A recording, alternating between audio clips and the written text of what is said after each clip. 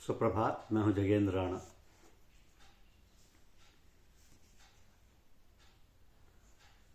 आज आपके लिए हम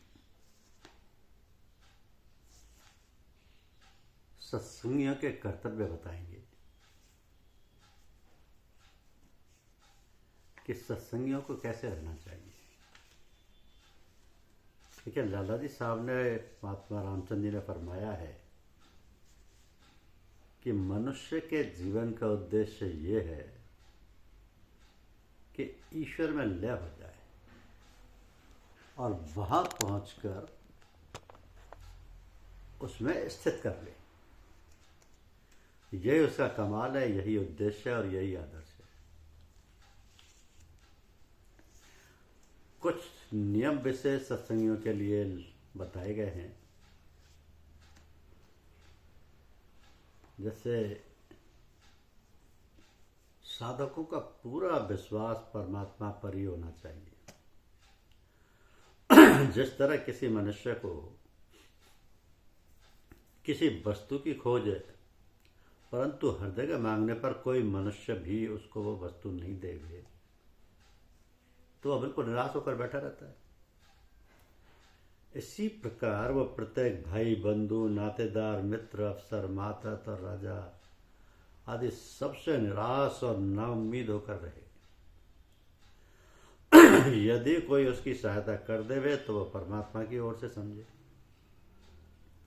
और ये विचार करे कि परमात्मा ने उसके हृदय में जिसके द्वारा सहायता मिली है, ये बात उतारी है कि वह इस प्रकार सहायता कर रहा है, अतः उसे ईश्वर को धन्यवाद देना चाहिए और उस मनुष्य का भी हृदय से और जिह्वा से आभार प्रकट करना चाहिए, क्योंकि उसने ऐसी आज्ञा को जो उसको ईश्वर ने दी स्वीकार किया और आज्ञा का पालन किया। दूसरे, अपने से प्रत्येक बड़े का आदर तथा नमन और नम्रता का व्यवहार करता रहे और अपने से छोटे के लिए प्यार और यथाशक्ति उसकी आवश्यकताओं की पूर्ति करने का प्रयत्न और अपराधों की अनदेखी, अपने समान व्यक्तियों के साथ प्रेम, सहानुभूति और उचित सहायता, और जो मनुष्य अकारण ही विरोध करने पर उद्यत हों उनसे बचाव और अचिंता यानी लापरवाही तथा इस प्रकार अपने आप को उनसे अलग रखने का प्रयत्न करना चाहिए कि जैसे संसारी मनुष्य अपने ऋण देने वालों से घबराता है या कंजूस अपना धन व्यय होने के स्थान से घबराता है, परंतु यदि वे सहायता के लिए प्रार्थी हो तो उनका काम कर देना चाहिए और फिर अलग भाग जाना चाहिए, क्योंकि घृणा और हानि पहुंचाने का अथवा बदला लेने का प्रयत्न कदापि नहीं करना चाहिए। प्रत्येक के दुर्गुणों को सदा छुपाते रहना चाहिए। यदि किसी का भेद मालूम हो तो उसकी आज्ञा के बिना कभी उजागर नहीं करना चाहिए। अपने अपराध को तुरंत स्वीकार कर लेना चाहिए और हठ या जिद नहीं करनी चाहिए। छिद्रान्वेषण की दृष्टि से बचते रहना चाहिए। दूसरों के दुर्गुण की ओर यदि दृष्टि जाती है तो उस दुर्गुण से स्वयं को शिक्षा लेनी चाहिए।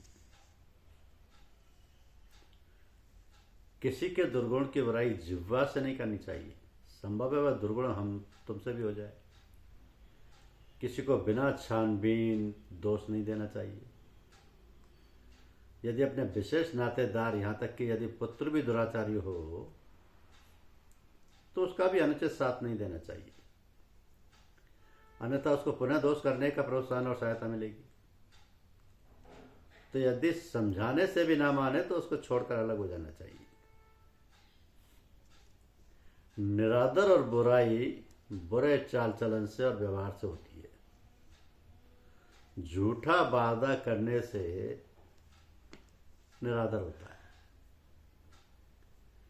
ऋण लेना सबसे अधिक बुरा है, परंतु अत्यंत आवश्यकता के वक्त लिया जा सकता है। आवश्यकता का अवसर विचार करने तथा समझने से ज्ञात हो सकता है। जो कर्जा दिखावे की दृष्टि से लिया जाता है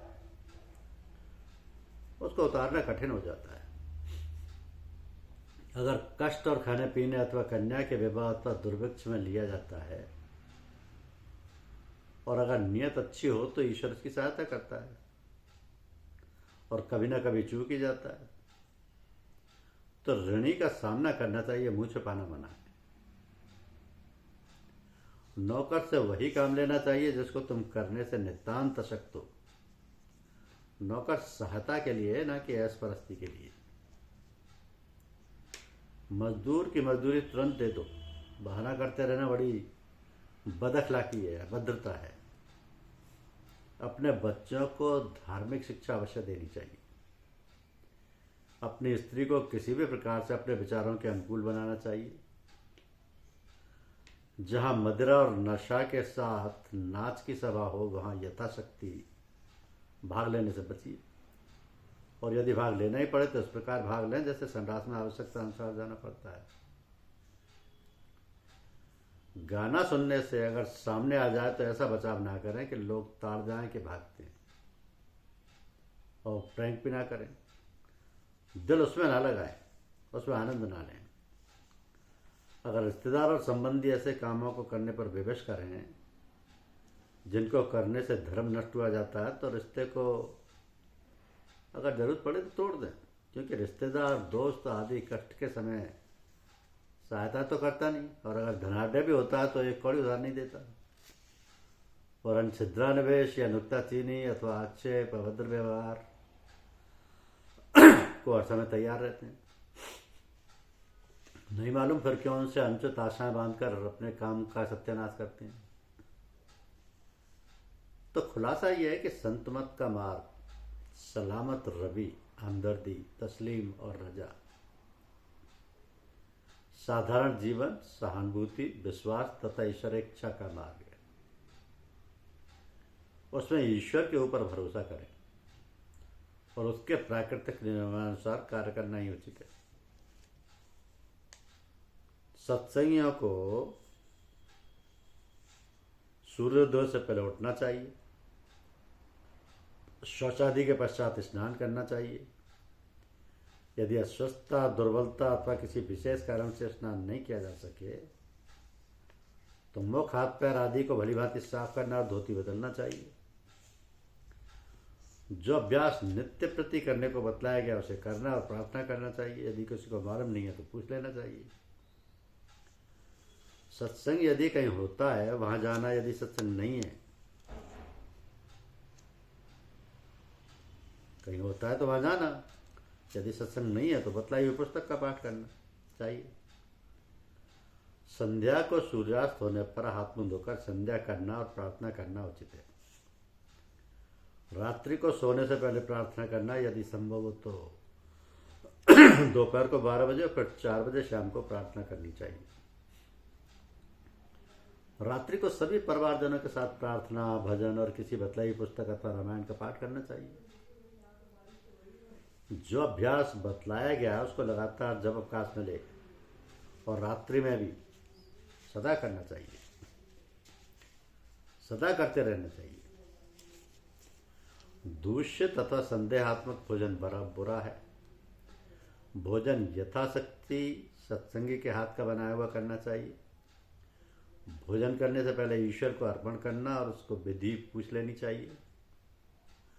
शुद्ध स्थान पर भोजन करना चाहिए। भोजन सादा और खूब सफाई के साथ करना चाहिए, लेकिन नियमित अथवा भूख से थोड़ा कम खाना चाहिए। भोजन करते समय कम बोलना, नशे की वस्तुओं से परहेज करना, मांस आदि का भोजन त्याग देना, सार्वजनिक दावतों में कम जाना और केवल उनके यहाँ भोजन ग्रहण करना जिनका तुमको विश्वास है कि भोजन अपवित्र नहीं है। यदि विवश होकर खाना पड़े तो उसके पश्चात व्रत रखना और पश्चाताप करना। सप्ताह में एक दिन व्रत रखना और दिन में किसी धार्मिक पुस्तक का पाठ करना चाहिए। किसी का भी दिल दुखाने से बचिए। किसी की बुराई अपनी जिह्वा से मत कीजिए। पीठ पीछे बुराई तो करनी ही नहीं चाहिए। औरों के अभाव को छिपाइए। यदि किसी प्राणी को कष्ट में देखे तो उसकी सहायता कीजिए। किसी मनुष्य से चाहे वो कितना ही बुरा हो, घृणा मत कीजिए। यदि उसके कारणों से घृणा हो तो उसके लिए प्रार्थना कीजिए। किसी भिखारी को द्वार से नहीं ललकारना। यदि हो सके तो यथाशक्ति देना अथवा नम्रता से मना कर देना। यदि किसी से कठोर बात कभी कहना हो तो मधुर शब्दों में कहिए। स्त्रियों और बच्चों के संसर्ग से बचिए। अपनी धर्मपत्नी के अतिरिक्त अन्य स्त्रियों से बातचीत करते समय किसी का साथ रखना चाहिए। पराई धन संपत्ति, पराई स्त्री की ओर दृष्टि नहीं डालनी चाहिए। कम मूल्य के टिकाऊ और स्वच्छ वस्त्र पहनने चाहिए। पुरुषों को आभूषण से बचाव या परहेज करना चाहिए। अधिक से अधिक अंगूठी पहनना। अपनी आय का कुछ भाग यानी 1/16 अथवा इससे भी कम दान के लिए नियत करना चाहिए। यदि निकट के सगे संबंधी हो तो उनको देना। यदि ऐसा ना हो तो सत्संग में जमा करना, जिससे आवश्यकता पड़ने पर किसी सत्संगी की सहायता की जा सके। और रुपया वर्ष के अंत में बचे रहें, वार्षिक भंडारे पर भेंट कर देना, जिससे शुभ कार्य में सहायक हो सके। बड़ों का आदर यानी अदब, छोटों से प्यार, सत्संगियों से प्रेम और मेलजोल तथा जिनसे मन ना मिले उनसे संबंध विच्छेद कर दी। हर एक धर्म की वाणी का आदर अपने धर्म के समान कीजिए। उनकी वाणी को श्रद्धा और विश्वास के साथ सुनिए। यदि कोई बात समझ में ना आए तो किसी सत्संगी अथवा अपने गुरु से पूछिए, परंतु उनको अशुद्ध मतलब मत निकालिए, गलत नहीं समझिए। यदि किसी धार्मिक संस्थापक अथवा अपने गुरु की किसी स्थान पर निंदा हो रही हो तो उस स्थान को छोड़ दीजिए और निंदा करने वाले की सुबुद्धि के लिए प्रार्थना कीजिए। यथासंभव सोसाइटियों से बचाव करना और किसी सोसाइटी का सदस्य मत बनिए। बच्चों को हिंदी अवश्य पढ़ाइए, जिससे धार्मिक पुस्तकों को देखने में सुविधा हो। ब्याज मत लीजिए। व्यवस्था में 4 आना प्रति सप्ताह की मासिक लेना चाहिए। जुआ किसी प्रकार का भी मत खेलिए। ताश और शराब आदि से बचिए। सबके साथ जाने का प्रयत्न कीजिए। धीरे धीरे चलना और मृतक के लिए प्रार्थना करते हुए जाना। किसी संबंधी या स्वजन की मृत्यु पर जोर जोर से ना रोना, वरना उसके लिए प्रार्थना करना। 10वां, यदि आदि की रस्में, क्योंकि नियमानुसार 10वां आदि की रस्में नियमानुसार नहीं होती तथा जानने वाले भी कठिनाई से मिलते हैं, लाभकारी नहीं है। जैसे मनुष्य क्रियाकर्म कर रहे हैं, उसको उचित है कि 13 दिन तक पवित्रता तथा शुद्धता से रहें।